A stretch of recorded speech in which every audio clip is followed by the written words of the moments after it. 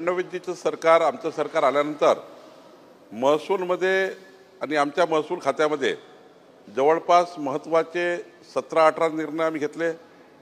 आम्ही जिवंत 7/12 मोहीम या ठिकाणी केली।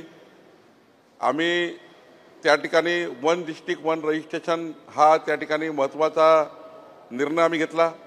आणि आता तर माननीय देवेंद्र फडणवीसजींनी आम्हाला सूचना दिल्या आहेत की या राज्यामध्ये तुकडेबंदी कायद्याची त्या ठिकाणी सुधारणा करा।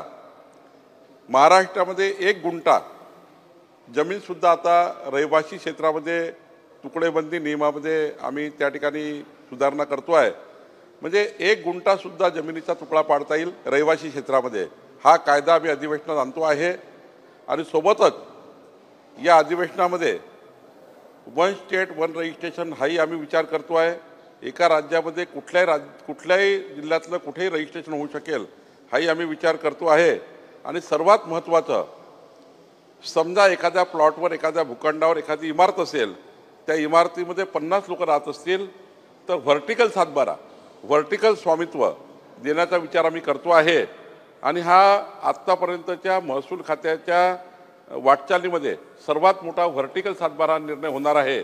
याकरताही राज्य सरकार आणि महसूल खातं माननीय देवेंद्र फडणवीसच्या सरकारमध्ये आम्ही हे निर्णय करणार आहोत आणि याकरता खात्याने तयारी केली आहे।